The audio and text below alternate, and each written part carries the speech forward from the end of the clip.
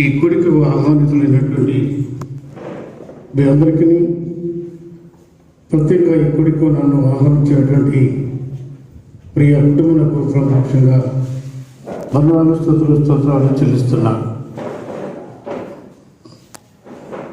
అది మంచి సాక్ష్యాలు అయినా వారి జీవితంలో ప్రభు చేసిన మేలు ఏది కూడా మరచిపోకుండా జ్ఞాపకం చేస్తూ మరి చెప్పినటువంటి సాక్ష్యాన్ని మనం వింటూ వచ్చాము. మన ప్రియులు కాములూరి ఆదిశేష్ గారు, అలాగే వారి సతీమణి మురుగమ్మ, వారిని ఇచ్చిన ప్రభు బిడ్డలను బట్టి ప్రభువును స్తుతిస్తూ, వారి జ్యేష్ఠ కుమారుడు ప్రభాకరు, వారి సతీమణి శాంతరత్నము, వారిని ప్రేమించిన వారి జ్యేష్ఠ కుమార్తె అవిజ్ఞ, వారి జీవితాల్లో ప్రభు చేసినటువంటి అద్భుత సాక్ష్యాన్ని మనం విన్నాం. దేవుడు మన నుంచి కోరుకునేటువంటి ఒక గొప్ప విషయాన్ని మనము గమనిద్దాము. ఓ తండ్రి తన బిడ్డల్లో చాలా గారాభంగా పెంచి పోషించి వారి కొరతలు అక్కరలు అన్నీ తీరుస్తూ ఎవరికి ఏది కావాలో అది ఆయా కాలంలో సమకూరుస్తూ అది చూస్తూ ఉంటారు. తమ బిడ్డలైన వారికి కావలసినవి ఆయన సమకూర్చి తెచ్చి ఇచ్చినప్పుడు ఆ బిడ్డల నుండి తను కోరుకునేది ఏంటంటే, డాడీ నాకు ఈ పనిముట్టు లేదు, నాకు ఈ ఫోను, ఈ పెన్నో లేదు నోట్బుక్ తెచ్చిచ్చావు, థ్యాంక్స్ డాడీ అని చెప్తారు అని ఆశిస్తాడు ఒకటి. లేదా డాడీకి ఒక ముద్దు పెడతాడని చెప్పని కూడా కోరుకుంటాడు. అయితే ముద్దు పెట్టకుండా డాడీకి మరి థ్యాంక్స్ చెప్పకుండా ఉన్నప్పుడు ఆయన ఎంత కలత చెందుతాడో ఒకసారి ఆలోచించండి.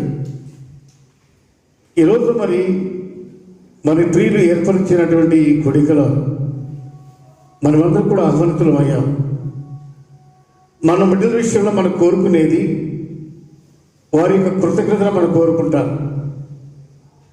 అలా కృతజ్ఞత వారి నుండి మనకి ఆసక్తి విధంగా రానప్పుడు తండ్రి చాలా కలత చెందుతాడు. అలాగే మరి ఆకాశంలో సింహాసనం మన పరమ తండ్రి,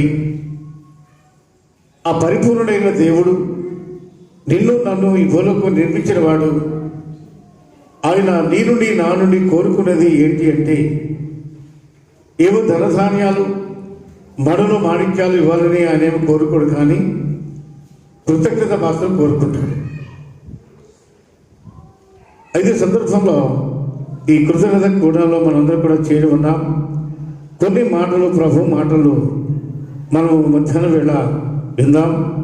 కీర్తనల గ్రంథం నుంచి 103వ కీర్తన 2వ వచనాన్ని మరి శాంతిరత్న మరి చెప్పడాన్ని విన్నాం. మళ్ళీ దయచేసి నేను ఒక మాట గుర్తు చేస్తాను. ఆ మాటని,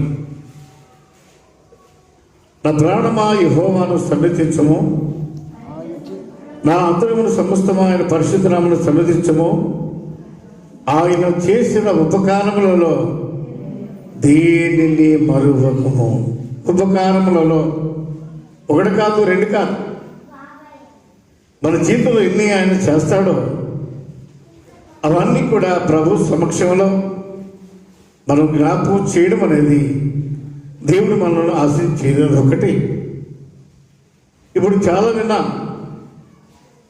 ఆమెకు మరి ఆ బాప్తిజ కార్యక్రమంలో ఆ మంచి వర్షం, మేము దాగుడు నుండి చాలా బాగా తడుస్తూ వచ్చేసాం.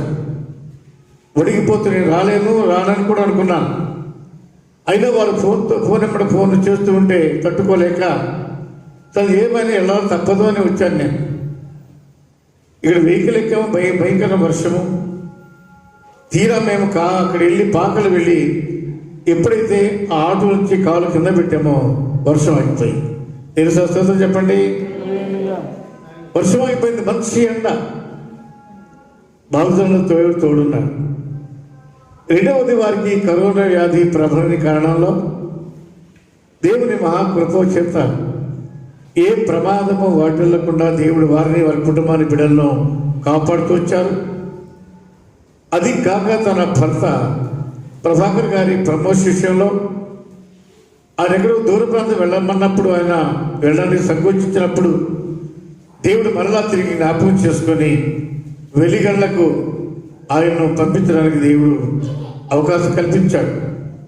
ఆ వెంటనే మన సురేష్ భాస్కర్ గారు ఆయన కూడా నా దగ్గర వచ్చారు. దాగుడు ప్రార్థన చేసి పంపించాం. ఆయన వారు రిలీవ్ తీసుకుని వచ్చేటప్పుడు. అలాగే మరి పాప 10th క్లాస్లో ఆమె మంచి మార్కులతో 10/10 మార్కులతో పాస్ అవ్వడానికి సహాయం చేస్తాడు. ఇవన్నీ కూడా వెళ్ళి ఒకటి కాదు. అయితే ఇక్కడ ఏమంటాడు, ఆయన చేసిన ఉపకారములలో అని ఉంది, కానీ ఉపకారం అని లేదు అక్కడ. ఆయన చేసిన ఉపకారములలో దేనిని మరొకము అని వ్రాయబడి ఉంది. ప్రియ దేవుని బిడ్డలారా, మనం దేవుని సన్నిధిలో ఉన్నాం. దేవుడు మనం నడిపిస్తున్న దేవుడిగా ఉన్నాడు. అవి మనం జ్ఞాపకం చేసుకుంటూ ఉండాలి. ఎన్నడూ కూడా ఏదో సందర్భంలో వచ్చేసింది, కూడిక పెట్టుకున్నాము, మన కార్యక్రమం ముగిసిపోయింది అని విడిచిపెట్టం కాదు. కానీ ఎప్పుడు కూడా మన గమనంలో ఆయన చేసిన మేళ్ళు ఎప్పుడు కూడా జ్ఞాపకంలో ఉంటూ ఉండాలి. అయితే మనకేమంటారా కాదు. కీర్తన గ్రంథం 105 ఆ ప్రక్కనే 1వ వచనంలో ఒక మాట ఇప్పుడు ఉంది. యెహోవాకు కృతజ్ఞతాస్తుతులు చెల్లించుడి, ఆయన నామమును ప్రకటన చేయుడి, జనములలో ఆయన కార్యములను తెలియచేయుడి, ఆయనను గుర్చి పాడుడి, ఆయన గురించి కీర్తించండి. కీర్తించండి గొప్పతనాన్ని, దేవుని గొప్పతనాన్ని, దేవుని ఔన్నత్యాన్ని. ఆయన ఎంత గొప్పవాడు, ఎంత మేలు చేసేవాడు, ఎన్ని ఆశ్చర్యకారాలు జరిగించేవాడు, ఎన్ని రకాలుగా దీవించేవాడు, అవన్నీ కూడా గమనంలో ఉంచుకొని ఆయన కీర్తిస్తూ ఉండాలి. అది కీర్తనగా రాశాడు. ఎక్కడ? సంఘంలో అందరికీ తెలియచేయాలి. ఏది కొంతమందికి మన మట్టుకే కాదు. అందుకే ఈ గుడిక, అందుకే మనం సమకూర్చబడ్డాం, అందుకే మనం అందరం చేరి వచ్చాము ఈ స్థలానికి. అందరిలో ఆయన నామాన్ని ఘనపరచాలా. ఆయన ఎంత గొప్ప దేవుడు, ఎంత భీకరుడు, ఎంత అద్భుతములు చేయగలడు, ఎన్ని ఆశ్చర్యకారాలు చేయగలడు, అవన్నీ కూడా ఆయన సన్నిధిని పరిధిలో ఆయన బిడ్డలందరూ సముఖంలో చెప్తున్నప్పుడు ఆయన ఆకాశం సింహాసనాశీనుడు ఆనందిస్తూ ఆయన ఉలసించిపోతూ ఆయన సంతోషించే దేవుడు అండి. దేవుని ప్రియమైన వల్ల దేవుని మాటలు మనం వింటూ ఉన్నాము. అదే కీర్తనల గ్రంథం నుంచి 34వ అధ్యాయము 1వ వచనంలో కూడా ఓ మాట మనం చూద్దాం. కీర్తన 34వ అధ్యాయము 1వ వచనం. నేను ఎల్లప్పుడూ నేను యెహోవాను సన్నిధించను, స్తుతించదను, నిత్యము ఆయన కీర్తి నా నోట ఉండను. ఆయన దగ్గర కావాలి. రోజు రోజుకి ఆయన దగ్గర అవుతూ ఉండాలి. ఆయన కీర్తిని మనం ప్రశంసిస్తూ ఉండాలంటే, ఆయన నామాన్ని ప్రకటన చేస్తూ ఉండాలి అంటే, ఆయన గొప్పతనాన్ని గురించి మనం తెలుసుకుంటూ ఉండాలంటే ఆయనకు దగ్గర కావాలి. ఎలా దగ్గర కాగలం? ఆయనకి వాక్యం చదవడం చేత, ప్రార్థన చేయడం చేత ఆయన సమీపస్థులు అవుతూ ఉండాలి. ప్రతినిత్య కూడా ఈ వాక్యమై ఉన్న దేవుడు ఆదియందు వాక్యం ఉండెను, వాక్యము దేవుడై ఉండెను, ఆ వాక్యము దేవుని ఉండెను రాయబడి ఉంది. ఎక్కడుంది వాక్యమైనటువంటి దేవుడు? మన ప్రతినిత్య కూడా పరిశుద్ధ గ్రంథాన్ని పరిశోధిస్తూ ఉంటే ఆ దేవుడితో మన రిలేషన్, మన యొక్క సంబంధం పెరుగుతూ ఉంటుంది. ఆయనకి మనం ప్రతినిత్య కూడా దగ్గర అవుతూ ఉంటాం. ఆ దగ్గర అవుతున్న మనము ప్రతినిత్య కూడా ఆయన సన్నిధిలో చేసేటువంటి ప్రార్థన, ఆయన యొక్క మన యొక్క ధూపము ఆ సన్నిధికి చేరుతుంది. ఆయన ఉల్లసించి ఆనందించే దేవుడిగా ఉన్నాడు ఆయన. అందుకే మనము ప్రార్థనలో ఎప్పుడు ఎడతెగక ప్రార్థన చేస్తూ దేవునికి సమీపస్థులుగా ఉండాలని, ఆయన కీర్తిని, గొప్పతనాన్ని మనం ఎప్పుడు మాట్లాడుతూ ఉండాలి. ఎంత గొప్ప దేవుడు, ఎంత ఆశ్చర్యకరుడు, ఎంత మహిమ కార్యాలు జరిగించేవాడు అనేటువంటి విషయాన్ని, ఆయన కీర్తిని మనం ప్రకటన చేస్తూ ఉండాలి అని దేవుని వాక్యము తెలియచేస్తా ఉంది. అయితే దేవుని బిడ్డలమైన మనము చాలా పర్యాయాలు వేసారిపోయి, సోలిపోయి, అలసిపోయి కొన్ని పర్యాలు దేవుని ఎరిగి కూడా దేవుని సన్నిధి చేదైన వారంగా ఉంటాం అంటుంటాము. ఒకసారి చూస్తారా వాక్యాన్ని? రోమీయులకు రాసిన పత్రిక 1వ అధ్యాయము 21 చాలా స్పష్ట క్లియర్గా చూడండి వాక్యాన్ని. రోమీయులకు రాసిన పత్రిక 1వ అధ్యాయము 21వ వచనాన్ని చూద్దాం. మరియు ఏమండి? మరియు వారు దేవుని ఎరిగియు వారు దేవుని మహిమపరచలేదు, కృతజ్ఞతాస్తుతులు చెల్లింపడం లేదు. కానీ అది తమ వాదనల యందు వ్యర్థులైరి. ఏంటి వాదనలు? ఏంటి? దేవుడు ఫలానా వారికి మేలు చేస్తా ఉన్నాడు, ఫలానా వారికి తోడుగా ఉన్నాడు, మాకు ఈ శ్రమలేంటి,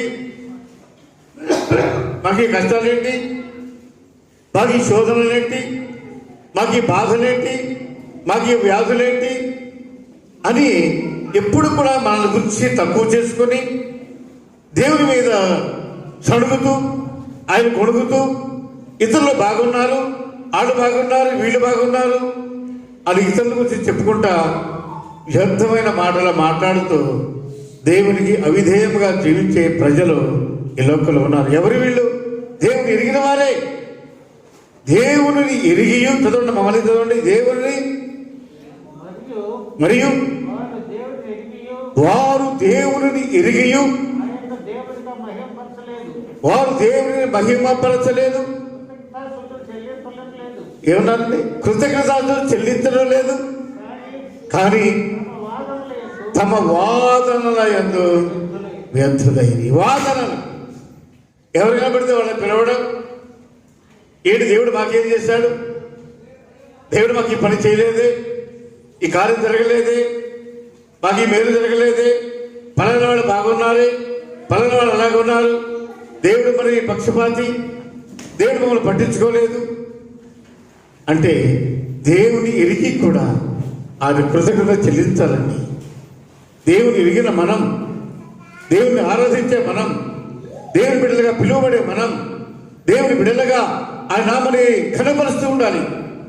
అలా ఘనపరచకుండా మనం వ్యర్థమైన మాటలు మాట్లాడుతూ అవిధేయులమైపోయామనే మాట ఇక్కడ వ్రాస్తున్నట్టు సంగతి మనం చూస్తూ ఉన్నాం.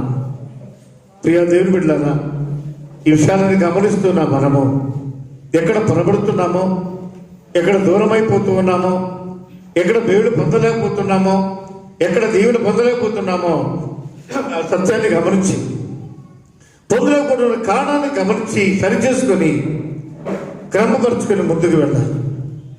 అలా చాలా సార్లు చేయలేని వారంగా దేవుని ఆశీర్వాదాన్ని మనం దూరమైపోతున్నాం. తెలుసుకుందని చెప్పండి. హల్లెలూయా, హల్లెలూయా. అయితే ఇక్కడ కీర్తనల గ్రంథం నుంచి ఇజ్రాయెల్ ప్రజల గురించి ఒక మాట చదువుకుందాం. కీర్తన గ్రంథం 106 వచనం 13లో ఒక మాట చూద్దాం. కీర్తనల గ్రంథము 106వ కీర్తన వచనం 13. ఆయనను ఏమండి? మరియు వారు ఆయన కార్యములను వెంటనే, ఆలస్యం లేదు, వెంటనే మర్చిపోయి ఆయన ఆలోచన కొరకు కనిపెట్టకపోయి. ఎరుసతో చెప్పండి, ఎవరు వీళ్ళు? ఇజ్రాయెల్ ప్రజలు. వీరు ఐగుప్తులో బానిసలుగా జీవిస్తున్నప్పుడు 430 సంవత్సరాలు వేదన చెందుతూ, పరువులు మొయ్యలేక వేదన పడుతూ, కష్టపడుతూ, ఇబ్బంది పడుతూ దేవుని సన్నిధిలో దేవుని మొరపెట్టిన, ప్రభా మేము ఈ భారాన్ని మొయ్యలేమయ్యా, మేము ఈ కష్టాన్ని భరించలేమయ్యా, మమ్మల్ని పెట్టే వేదన నుండి మమ్మల్ని తప్పించ ప్రభా, మమ్మల్ని తప్పించే వాళ్ళు వేరెవరు లేరయ్యా అని మొరపెట్టినప్పుడు దేవుని సాక్షాత్తు ఆకాశం నుండి దిగివచ్చి వారిని పరిశీలించి వారికి నాయకుడిని ఏర్పరిచి మోషేను పంపించారు. అలా నడిపిస్తున్న క్రమంలో వారు ప్రయాణమవుతున్నారు.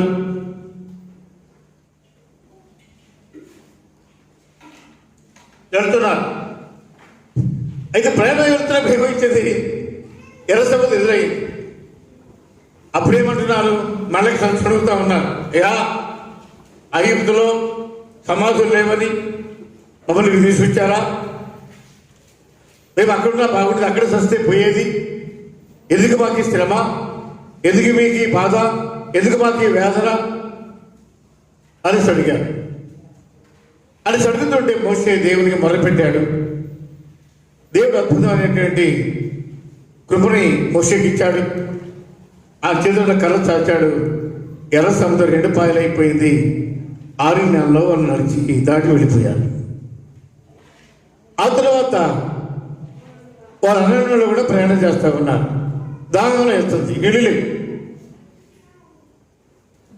ప్రభా నీళ్ళు లేవయ్యా, ఎందుకు మనం తీసుకొచ్చావు, ఇక్కడ చచ్చిపోతాం మేము, మాకు నీళ్ళు లేవు.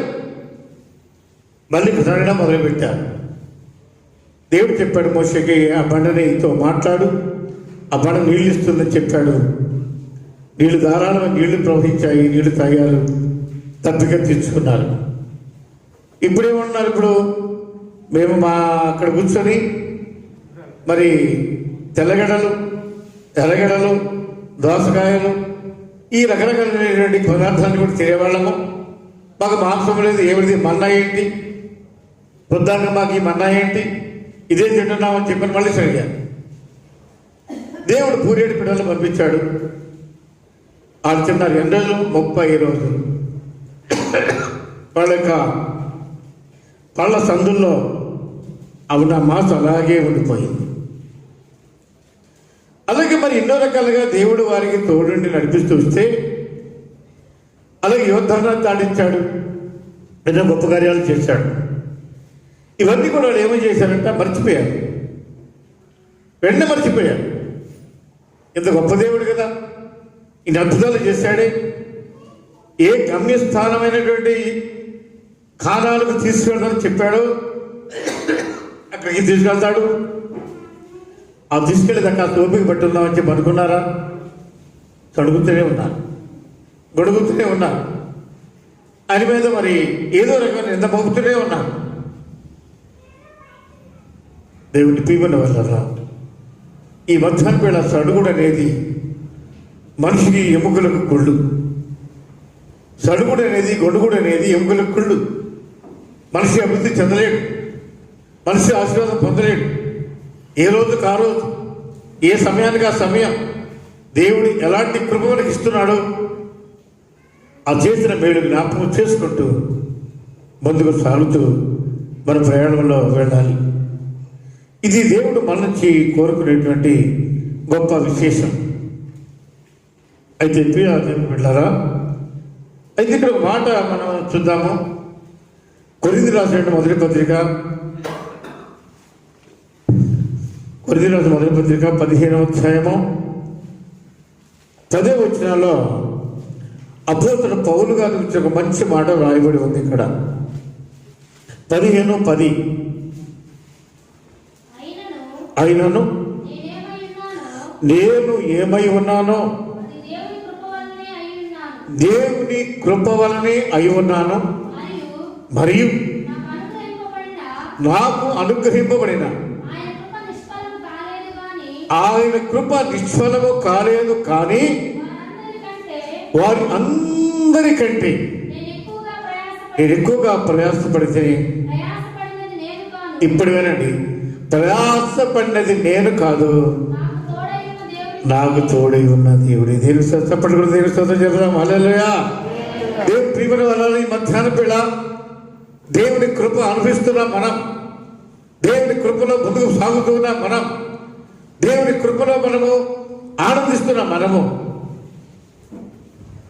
ఆయన ఎప్పుడు మర్చిపోకూడదు. ఈ అంటున్నాడు ఈయన అద్భుత పౌలు గారు ఎన్నో అద్భుతాలు చేశాడు, ఎంతో గొప్ప పరిచర్య చేశాడు, 14 పత్రికలు రాశాడు, అనేక సంఘాలు కట్టాడు. ప్రయాసపడేది ఎవరు? ఆయనే. అప్పుడు ఇక్కడ ఏమన్నాడు? ఇక్కడ ప్రయాసపడేది నేను కాదు, నాకు తోడై ఉన్న దేవుడి ఎవరి మాలో 10/10 మార్కులు ఇచ్చారు ఆయనకి? ఎవరైనా మరి ఎక్కడి నుంచి పొలం చెట్టు నుంచి వెలుగలుగా మార్చాడు? అడిగామా మనం? కోరుకున్నాం మనం జరుగుతుంది అలాగని? కానీ దేవుని కృప ఎంత గొప్పదో మనం గమనిస్తూ ఉండాలి. ఈయన ఇంత కష్టపడ్డాడు, ఇన్ని సంఘాలు కట్టాడు, ఇన్ని పత్రికలు రాశాడు, ఇంత పరిచర్య చేసి కూడా ఆయన అంటున్న మాట ఏంటంటే, ప్రయాసపడి నేను కాదు కానీ నాకు తోడు ఉన్న దేవుని కృప మాత్రమే. ఈ సత్యాన్ని మనం గమనిస్తూ ఉండాలి. మనం నడిపించబడుతుంది దేవుని కృప ద్వారా మాత్రమే. మనం ఆశీర్వాదించబడుతుంది దేవుని కృప ద్వారా మాత్రమే. మనం బలపరచబడుతుంది దేవుని కృప ద్వారా మాత్రమే. మనం పోషించబడుతూ ఉంది దేవుని కృప ద్వారా మాత్రమే. మనం క్షేమంగా ఉన్నాము ఈరోజు అంటే దేవుని కృపల్ని అనే విషయాన్ని మనం ఎన్నడూ గమనించాలి. అవిజ్ఞ అనుకోవచ్చు, అయ్యో నేను బాగా కష్టపడి చదివాను, వాళ్ళందరూ అనుకోవచ్చు, అయ్యా వాళ్ళ నాన్నగారు టీచర్ గారు, వాళ్ళ అమ్మగారు కూడా టీటీసీ చేసింది ఆమె కూడాను, లేదా వాళ్ళ బాబాయిలు వాళ్ళందరూ కూడా, వాళ్ళ మేనమామలు మంచి చదువుకున్న వాళ్ళు వాళ్ళందరూ కూడా బాగా చెప్పుకుంటారు ఆమెకి, వాళ్ళ తాతగారు వాళ్ళందరూ, అందుకు అలా జరిగిందని చెప్పి ఒకవేళ ఆమె అనుకుని ఉంటుందేమో కానీ కానే కాదు. ఆయన ప్రభుత్వ పౌరులు అంటున్నాడు, ఎన్నడూ అనుకోకూడదు అభిజ్ఞ, నా శక్తి, నా జ్ఞానము, నా తెలివి, నేను చదివాను కాబట్టి, నేను రాశాను కాబట్టి అనే మాటను ఎప్పుడు కూడా మర్చిపోయి దేవుని కృప ద్వారా మాత్రమే మేము దీవెనకరంగా ఉన్నాము అనేటువంటి విషయాన్ని పౌలు గారు చెప్పిన విధంగా ఈ మాట మనం పలకగలిగితే అది మనకు, మన కుటుంబాలకు దీవెన అవుతుంది, మనకు, మన కుటుంబాలకు ఆశీర్వాదం అవుతుంది. ప్రియా దేవుని బిడ్డలారా గమనించండి, దేవుని కృప మనం ఎంతగా ముందుకు నడిపిస్తుందో చాలాసార్లు కొంతమంది గమనించలేదు. ఇక్కడ ఒక ఆయన ఉన్నాడు, ఆయన పేరు ధనవంతుడు. ఆయన ధనవంతుడు అయి ఉండి ఆయన పంట వేశాడు. లూకా రాసిన వార్త 12వ అధ్యాయము 16వ వచనం నుంచి మాటలు రాయబడి ఉంటాయి. లూకా రాసిన వార్త 12వ అధ్యాయము 16వ వచనం నుంచి, మరియు ఆయన వారితో ఈ ఉపమానం చెప్పిన, మా వినండి, ఒక ధనవంతుని పంట సమృద్ధిగా పండెను. అప్పుడు అతడు ఏమన్నాడు ఇక్కడ? నా పంట సమకూర్చుకున్నటకు నాకు స్థలం చాలదు కనుక నేనేం చేతును? తనలో తాను ఆలోచించుకొని నేను ఇలాగ చేతును, నా కొట్లు విప్పి వాటికంటే గొప్పవాటిగా కట్టి అందులో నా ధాన్యం అంతటిని నా ఆస్తి సమకూర్చుకొని, నా ప్రాణమా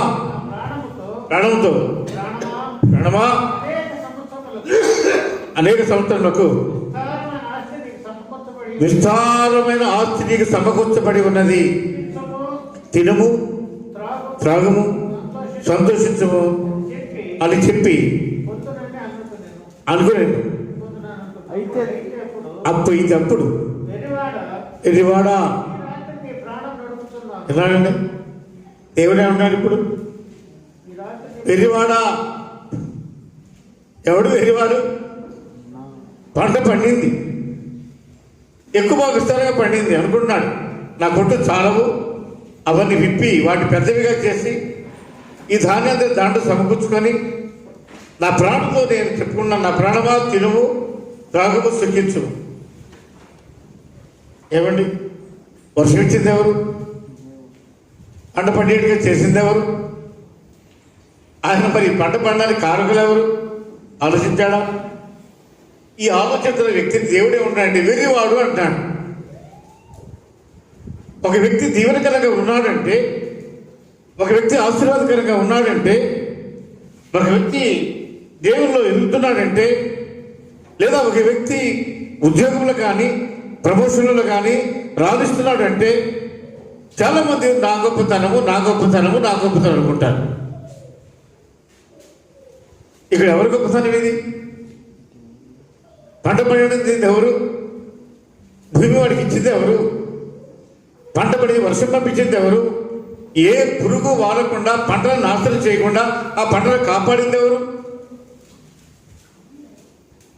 ఈ పండిన పంటను సమకూర్చుకొని నేను పండించాను, నా గుడ్లు విప్పి పెద్దగా చేసి నా గుడ్లను సమకూర్చుకొని నా ప్రాణంతో చేసుకుంటాను అంటున్నాడు ఈ ధనవంతుడు.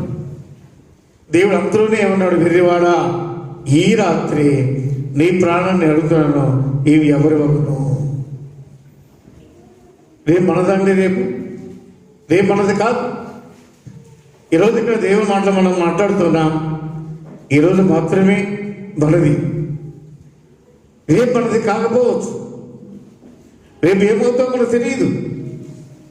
అయితే మనలో ఉన్నటువంటి స్వభావం ఏం చేస్తుందంటే, రేపటి కాదు తర్వాత తరాన్ని కూడా ఆలోచించొద్దని దేవుని వారికి చెప్పడం లేదు. కానీ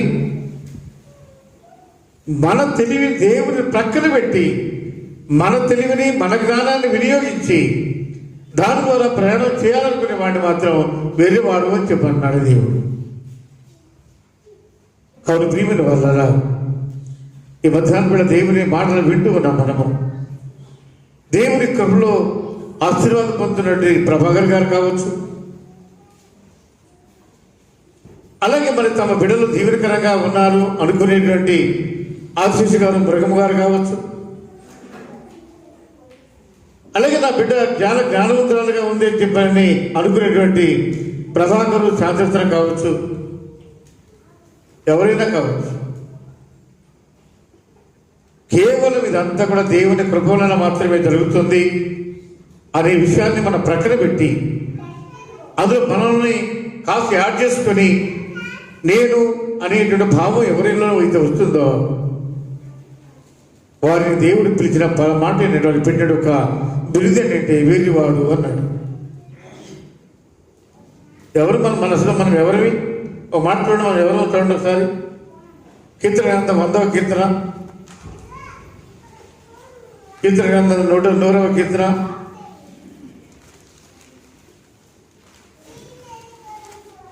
మూడవ వచనం చూడండి. 100వ కీర్తన 3వ వచనం చూద్దాం. మన కళ్ళు ఎదుట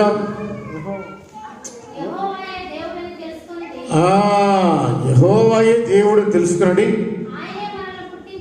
ఎవరు పుట్టాడు? మనల్ని ఆయనే మనల్ని పుట్టించాడు. చాలు, ఆయన మనల్ని పుట్టించాడు. పుట్టినోట్లో ఒకటి చూడండి, అక్కడ ఒకటి రాసి చూడండి, ఉందా? కింద భాగం చూడండి, కింద పుట్టినోటి కింద భాగం చదవండి. మనం చూసుకున్నామా? అభిజ్ఞాని అభినయని మన ప్రియులు ప్రభాకర్ గారు శాస్త్రజ్ఞులు సృష్టించుకున్నారా? ఎవరికి వాళ్ళు నా బిడ్డలు అంటారు. ఇప్పుడు వాళ్ళ బిడ్డలే కాదన్నా నేను మనలను మనం సృష్టించుకోలేదు. మనము దేవుని బిడ్డలము. దేవుని మన మీద అథారిటీ ఉంది ఆయనకి, మన మీద హక్కు ఉంది ఆయనకి. మన ప్రవర్తన సరిచేయడానికి, మన ప్రవర్తన క్రమపరచడానికి వాక్యమై ఉన్న దేవుడు మనతో మాట్లాడుతున్నప్పుడు మనం క్రమపరచబడి సరిచేయబడి ముందుకు సాగుతూ ఆయన మాట వింటూ ఉన్నప్పుడు మనం దీవెనకరంగా ఉండగలుగుతాం. ఇప్పుడు ఈయనమనుకున్నాడు, ఈయన దేవుడు తిరుగున్నాడు. ఈ ధనవంతుడు అంత నాది నాది నాది నేను నేను నేను అంటున్నాడు. అయితే ఇక్కడ దావీదు మహారాజు మాట్లాడతాడు. దినవృత్తాంతాలు 2వ గ్రంథం, మొదటి గ్రంథం, దినవృత్తాంతాలు మొదటి గ్రంథము 29వ అధ్యాయం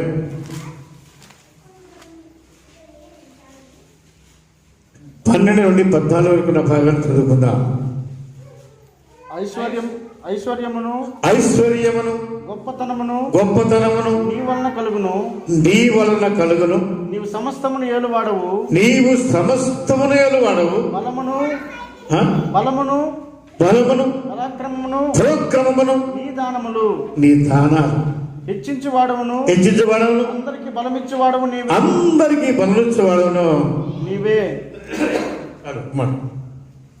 ఏమన్నాడు? ఇవన్నీ ఏమన్నాడు? నీవే. మరి ఎవరి దావీదు మహారాజు రాజే, ఆయనకు అన్నీ ఉన్నాయి. మంది మార్బలం, బంగారం, వెండి, జనసమూహము, గొప్పతనం అన్నీ ఉన్నాయి. ఆయన ఏమన్నాడు? ఆయన తను తగ్గించుకొని చదువు హెచ్చించువాడవును, అందరికి బలమిచ్చేవాడవును నీవే. హెచ్చించే నువ్వయ్యా. నేను ఎక్కడ గొర్రెలు కాసుకుంటా ఉన్నాను.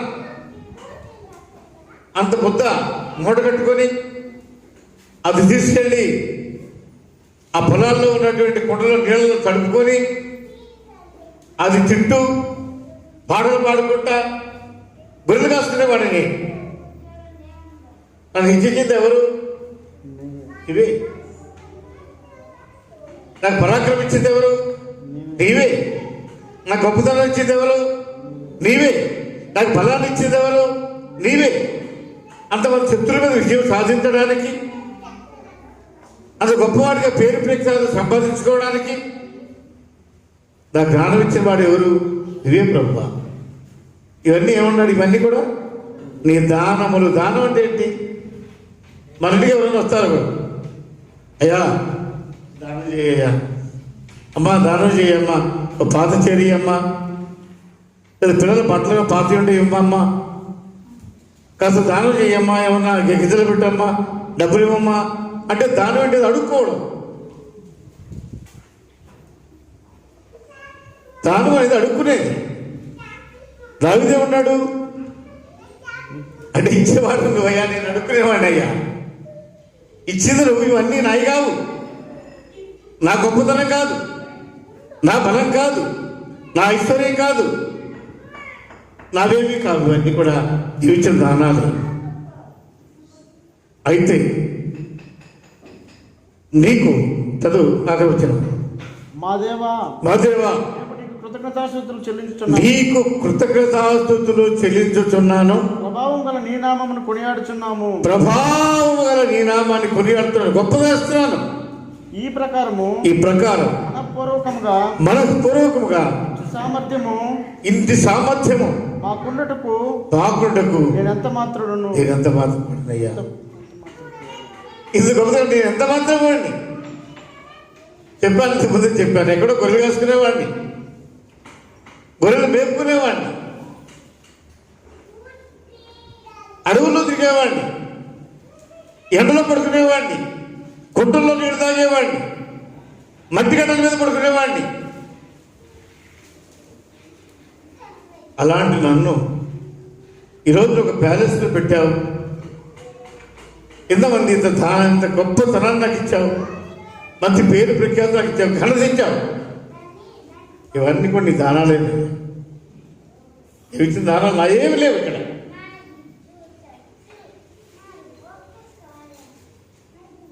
దావీదు ఆయన తగ్గించుకుంటూ ఉంటే, ఈ ధనవంతుడేమో నా భూమి, నా పంట, నా పుట్టుదాలవు ఇవన్నీ సమకూర్చుకుంటాను, నా ప్రాణంతో చెప్పుకుంటాను, నా ప్రాణమా తినుము తాగు సుఖించు అని ప్రాణం చెప్పుకుంటానని వాడు అన్నాడు. ఆలోచించండి, రెండింటికి తేడా గమనించండి. దేవుడు కోరుకునేది తగ్గింపు, విధేయత. విధేయత దగ్గర నేర్చుకోవాలి మనం. అందుకే కొరింథీ పత్రికలో అన్నాడు ప్రభు, సామర్థ్యాన్ని కలిగిన వాడు నీవే. నేను కాదయ్యా, నా గొప్పతనం కాదయ్యా, నాకున్నటువంటి సూరత్వం కాదయ్యా. అంతమంది శత్రువులను జయించడానికి బలాన్ని చేకూర్చి, ధైర్యాన్ని నింపి, శక్తిని నాలో నింపి నాకు తోడున్నవాడు నిజేనే. దేవుని బిడ్డలారా, ఈ మధ్యాహ్నం బిడ్డలో దేవుని మాటలు వింటూ ఉన్నాం. మనము ఏదో కూర్చున్నాం వింటున్నాం వెళ్ళమని కాదు కదా. దేవుని వాక్యాన్ని మనల్ని ఏమని హెచ్చరిక చేస్తుందో ఈ హెచ్చరికని మనం గమనించి సరిచేయబడి క్రమపరచబడి ఈరోజు అస్త్రాలు పొందుకున్నటువంటి ప్రమోషన్లో మరి ఆయన విజయం సాధించినటువంటి ప్రభాకర్ గారు కావచ్చు,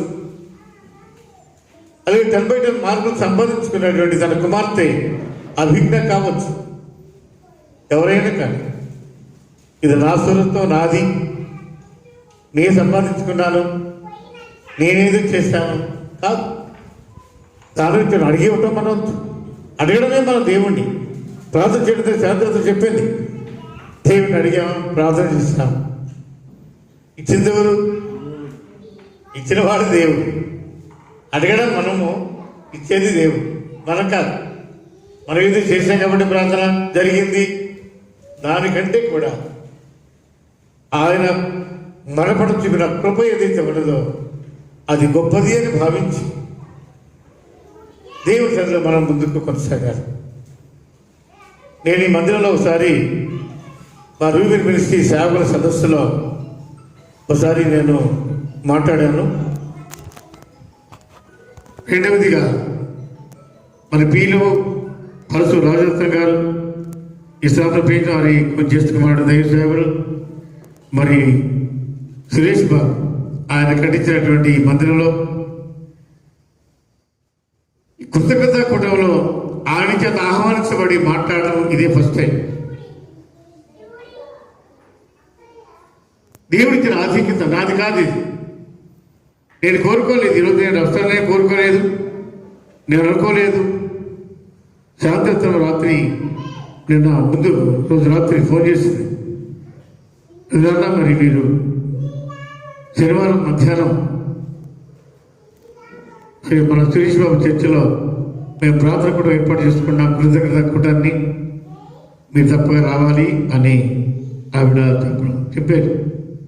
నువ్వు అన్న చిన్నబాబు, తమ్ముడు చిన్నబాబు కూడా రమ్మని చెప్పి అన్నారు. వచ్చావు. ఇందా పాట పాడిన చిన్నబాబు, ఆయన సురేష్ బాబు, మా తమ్ముడు కూడా సురేష్ బాబు ఇద్దరు కూడా ఒకేసారి బైబిల్ కాలేజీలో ట్రైనింగ్ అయ్యారు. ఇద్దరు సేవకులుగా ఇక్తూస్ బైబిల్ కళాశాల గుడివాడలో వాళ్ళు ట్రైనింగ్ ఇచ్చారు. ఆయనేమో దాగుడిలోనే సేవ చేస్తున్నాడు, ఈయనేమో కందుకూరులో ఈయన సేవ చేయడానికి దేవుడు అనుకూలత ఇచ్చాడు. దేవుడి పీపులో ఇది ఏది ఇచ్చినా దేవుడికి తప్ప ఇది సురేష్ బాబు గొప్పతనం కావద్దు, రాజేంద్ర గారి గొప్పతనం అంతకంటే కూడా కాదు. దేవుని కృపలో ఆయన ఇక్కడ దేవుని మందిరం ఏర్పరచబడాలా, దేవుని పరిచర్య ప్రాంతంలో జరగాల. కాబట్టి ఈయన ఒక ఎన్నిక, ఒక పని పాత్ర ఎన్నుకున్నాడు దేవుడు. ఈయన నా పని చేయగలడు సురేష్, ఆయన ఎన్నుకున్నాడు, ఏర్పరచుకున్నాడు. ఆ ద్వారా ఇక్కడ పరిచర్య ప్రారంభించబడాలా, జరిగించాలా అని దేవుడు ఎన్నిక చేసుకున్నాడు కనుక తప్ప ఇది సురేష్ గొప్పతనం కాదు, రాజేంద్ర గారి గొప్పతనం అంతకంటే కూడా కాదు. ప్రార్థన చేయడం మాత్రం తండ్రిగా ఆయన బాధ్యత, నా బాధ్యత కూడా. మన బిడ్డల ప్రయోజకులు కావాలి అంటే, మన బిడ్డలు నీతివంతులు కావాలి అంటే, మన బిడ్డలు గొప్పవారు కావాలి అంటే, మన గొప్ప బిడ్డలు ఐశ్వర్యవంతులు కావాలంటే, మన బిడ్డలు విద్యావేత్తలు కావాలంటే తల్లిగా తండ్రిగా నువ్వు నేను చేయవలసింది ఆయన సన్నిధిలో ప్రార్థన చేయాలి. ఒక మాదిరికరమైన తల్లిగా, మాదిరికరమైన తండ్రిగా మనము వారికి ప్రోత్సాహాన్ని మనం కలిగించగలిగినప్పుడు మన బిడ్డలు అద్భుతంగా దేవుళ్ళు ఆశీర్వాదపడగలుగుతారు, దీవెన పొందగలుగుతారు. ఈ సత్యాన్ని మనం ఎన్నడూ కూడా మర్చిపోకూడదు. ఇది గమనంలో ఉంచుకొని నా బిడ్డలు ఇందాక చెప్పాను నేను, ఎక్కడ కొద్ది రాసినటువంటి మొదటి పత్రిక, మరొకసారి నేను రిపీట్ చేస్తున్న మాట, కొద్ది రాసిన మొదటి పత్రిక 15వ అధ్యాయం కాదు రోమి రాసిన పత్రిక మొదటి అధ్యాయం 21 వచ్చినాం. రోమి రాసిన పత్రిక మొదటి అధ్యాయం 21 వచ్చినాం. మరియు వారు బాగోరండి ఇక్కడ ఈ మాట, మరియు వారు దేవునిని ఎరిగియు ఆయనను దేవునిగా మహిమపరచలేదు. ఆయన దేవునిగా మహిమపరచలేదు అంటే అర్థం ఏంటి? దేవుడే, మన దేవుడు మా దేవుడే, యేసుక్రీస్తు మా దేవుడే అనేవాడు చాలామంది ఉన్నారు. చర్చికి రారు, వాక్యానికి లోబడరు, వాక్యం చెప్పినట్టుగా వినరు, దైవ సేవకు లోబడరు, దైవ సేవకు చెప్పిన క్రమాన్ని పాటించరు, కానీ క్రైస్తవులు అంటారు. కృతజ్ఞతాస్తుతులు చెల్లింపును లేదు కానీ కృతజ్ఞతలు చెల్లింపలేదు కానీ తమ వాదనల యందు వ్యక్తులై తమ వాదనల యందు వ్యర్థులై. వాదనలు, వాళ్ళు బాగున్నారు, వీళ్ళు బాగున్నారు, మా పని కాలేదు, మా కార్యాలు జరగలేదు, నా వ్యాధి తగ్గలేదు, నా సమస్య పోలేదు. అది చేయాల్సిన ఎవరు? చేసేవాడు దేవుడు. తోడే ఉన్నాడు. ప్రయాసపడేది ఏది కాదు కానీ నాకు తోడే ఉన్న దేవుడి. శ్రమపడ్డ వరకు నా వంతు, కష్టపడ్డవంతా నా వంతు. పరిశీలించేవాడు దేవుడు, ఆశీర్వాదించేవాడు దేవుడు. ఈ విషయాన్ని గమనంలో ఉంచుకొని మన జీవనకరంగా ఉండాలని కోరుకుంటున్నాం. మనము దేవుడి వాక్యాన్ని లోబడి విధేయత కలిగి మనలో ఉన్నటువంటి అవిధేయత తొలగించుకొని, దేవుని వ్యతిరేక స్వభావం తొలగించుకొని, దేవుని ప్రియమైన ఇష్టమైన బిడ్డలుగా వర్ధిల్లుతూ ఆయన దేవుని పొందుకోవాల్సిందిగా తెలియజేస్తూ ఈ కొడుకులను ఆహ్వానించాడు శాంతిరత్నం. అలాగే మన ప్రియులు ప్రభాకర్ గారు, వారి బిడ్డలను, అలాగే ముఖ్యంగా కామరేలు మా ప్రియులు బావగారు కామరేలు రాజశేష్ గారు, మురుగం వారి సతతిని ప్రభు దీవించి ఆశీర్వదించుగాక. అందరు కళ్ళు మూసుకుంటే ప్రార్థన చేసుకుందాం.